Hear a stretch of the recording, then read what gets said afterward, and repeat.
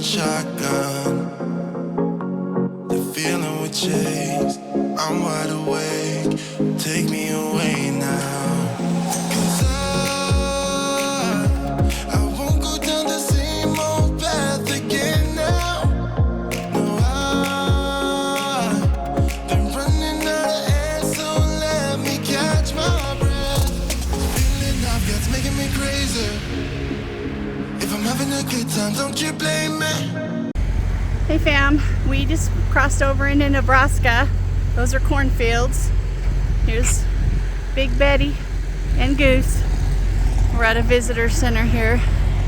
It's a huge visitor center. There's Dave and Harvey. We're gonna grab some lunch before we get to our harvest house. Talk to you later. Crazy. So I'm just gonna drive.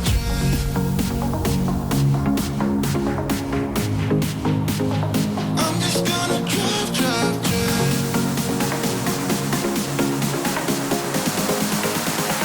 I'm just gonna drive.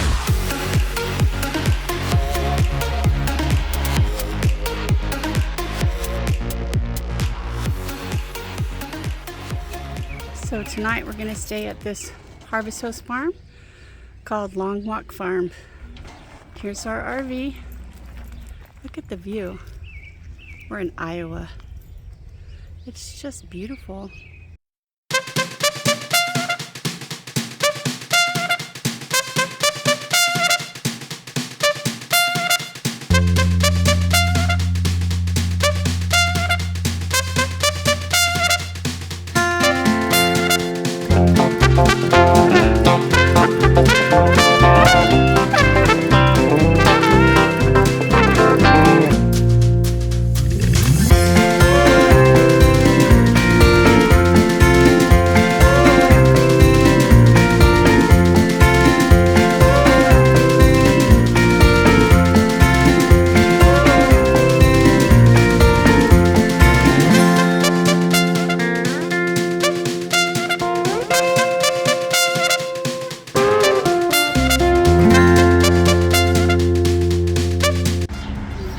Best part about drive days is pulling off at a rest stop for lunch. Got all this stuff here. Harvey. Hi Harvey. He's get some water. Stretch our legs till we get to our next stop. Hey fam. We are in Iowa, not Idaho. And we found this first come first served little city park and got us a primo spot right here. To pull through. A big shade tree. $25 a night. Iowa. The corn state for sure.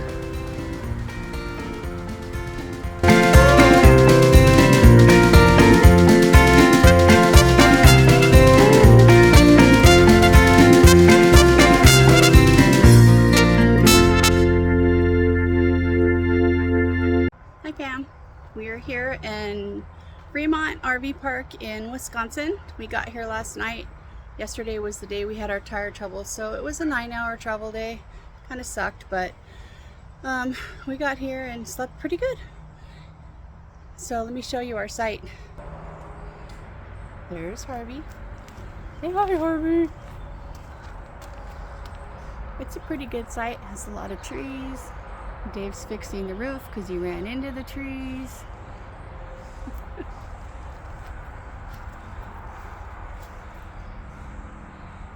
Probably gonna try to go to Green Bay, take some video of Packer Stadium, and go get some cheese because we're in Wisconsin, yeah. Talk to you later. Bye. I wish we had smell-o-vision. We bought these squash at Long Walk Farm Harvest House the other day, and we're cooking them with some onion and some salt and pepper and butter. Bell pepper? And some purple bell pepper that we got there as well. It smells amazing, and it's like farm to table food. Long Walk Farms in Council Bluff, Iowa. A little hard to level out there, but definitely worth the food. Come on, you want to go potty in the rain? Let's go. You all ready?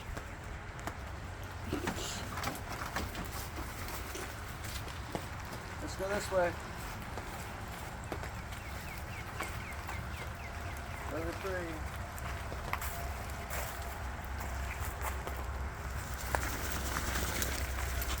Come on.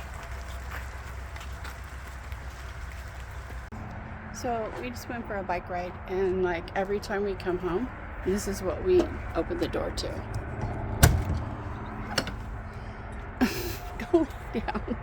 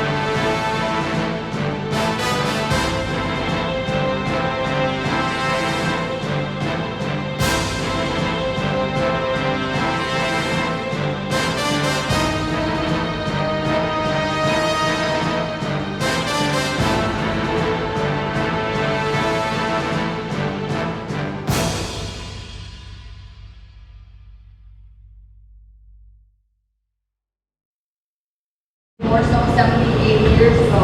We have 2 farms in the area in which we get our milk from. We have our own truck that we pick it up with. Cheesemaker goes out yesterday, picks up the milk, comes back, pumps it up into that large tank up there. That tank holds 11,600 pounds of milk, as does our vat when it's completely full.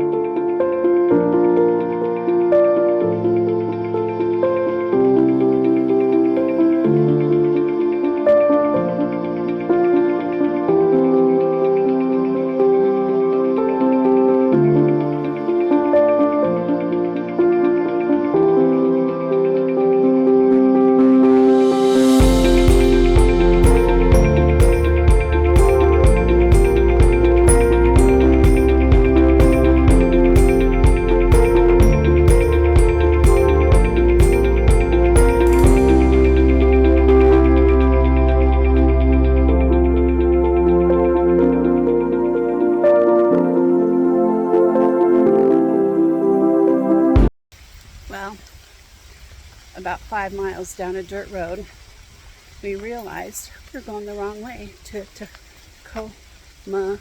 Neon Falls. I'll put it down here. So we finally made it the other 30 miles to where we were going. It's raining.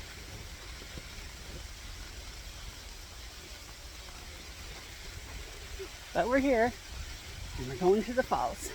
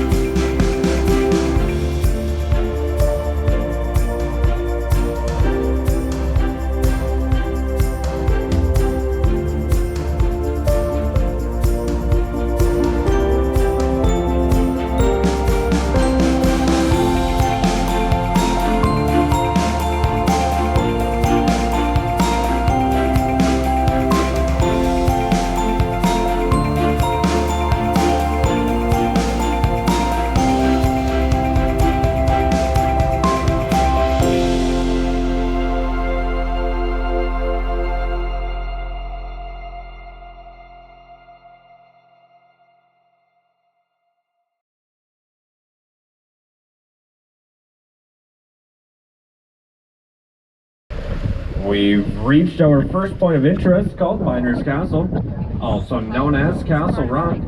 Formation's about 85 feet high. This small trickle of water is what's left of Bridal Veil Falls. Bridal Veil Falls only runs in the early springtime after the snow melts or after a heavy rain. Well, the reason for this is some beavers built dams on top of the creek that feed the falls.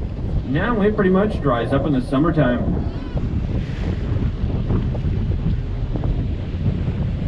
And these next three large coves are called the Painted Coves. Try to remember your colors. Reds, browns, and oranges are from iron. Blues and greens are from copper. White is from calcium, and black is from manganese. You can see how this first cove is mostly made of iron. These caves here are a great example of how that wave action carves out that soft, thin layer of rock you see in the center of these caves. If you look on top of the cliff, what look to be bushes, well, those are actually old stunted trees. What happens in the winter is large waves will crash into here and get on top. And by midwinter, there'll be 3 to 4 feet of ice up there. Pretty much stunts their growth.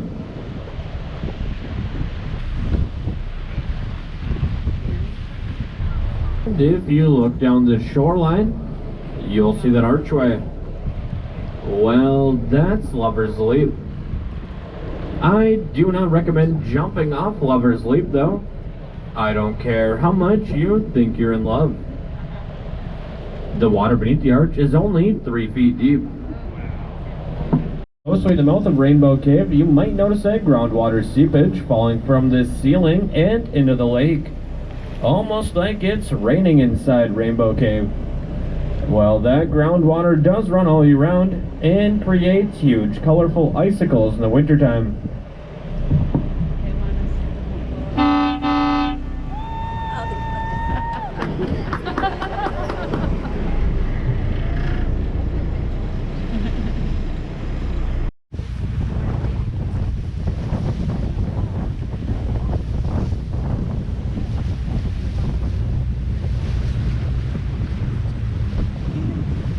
This large archway is called Grand Portal.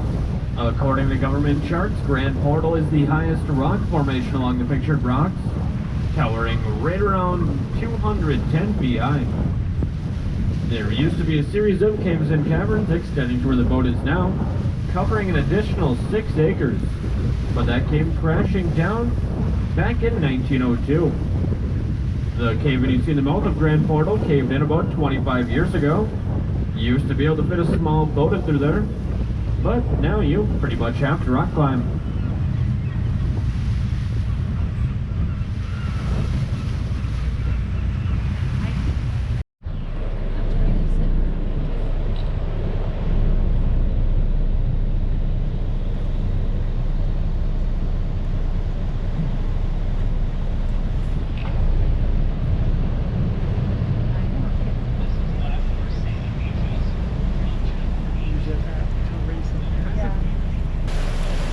Well, this is Chapel Cove.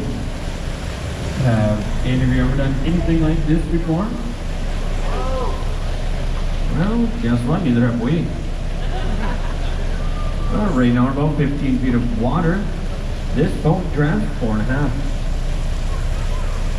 Well, as we back out of Chapel Cove, if you look on the left-hand side, you notice a great example of that copper staining wrapping around the tip.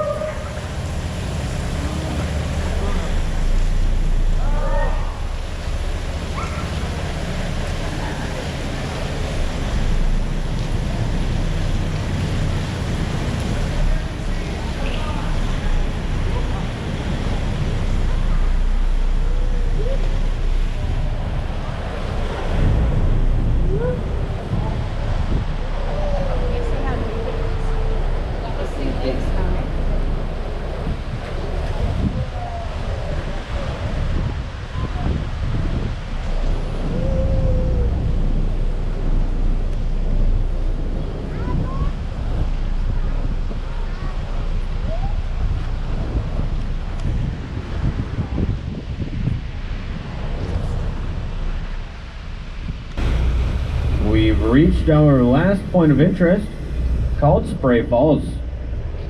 Spray Falls is one of the only waterfalls that runs year-round along the pictured rocks, and what happens in the winter is an ice column forms around the outside, and the water flows through the center. But despite its beauty, Spray Falls is also the site of one of the earliest and worst maritime disasters along Lake Superior. Well, back in 1856, the side-wheel passenger vessel, the Superior, lost its rudder and capabilities to maneuver in an October snowstorm, crashed up against a cliff and broke into pieces. All 32 crew and passengers lost their lives. While the East Channel Lighthouse is one of the oldest lighthouses still standing on Lake Superior, it was built back in 1867. The last man to run the old lighthouse was a man named George Pryor. He lived out here in considerable isolation with his small family. And when I mean small family, it was just him, his wife, and their 12 children.